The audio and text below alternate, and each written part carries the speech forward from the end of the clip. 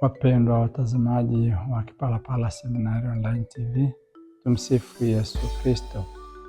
Tuungane na Baba Mtakatifu katika nia zake za mwezi, na mwezi huu wa Julai anaombea uhai. Uhai kama heshima kwa wanadamu, zawadi kutoka kwa Mungu, na inatupa si heshima kubwa ya kuwa watoto wake. Hivyo kila mmoja anapaswa kuthamini uhai. Wale wenye nia mbaya, wale wanaotumia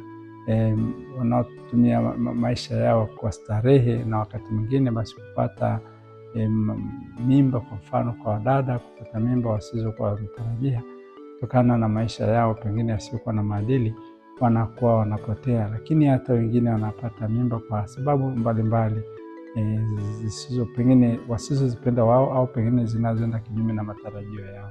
Basi waheshimu, kwa vile kiumbe kilichokishatungwa ni kiumbe cha Mungu, ni mtoto wa Mungu, na hivyo wathamini, wakubali kuitunza.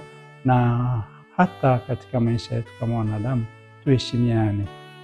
Vitendo vya kudhulumiana, kuumizana, kuuana kutokana na sababu za ubinafsi na mashindano yasiyokuwa na maadili ya kibinadamu, basi inaweza karibu uhai. Basi tumwombe Mungu atujalie awaondolee wanadamu wote dhana hizi potofu, na hivyo kila mmoja aheshimu uhai na autunze kwa kadri ya mapenzi ya Mungu, tukijua kabisa kwamba hii ni zawadi kutoka kwake na sisi sote ni watoto wa Mungu. Tumsifu Yesu Kristo.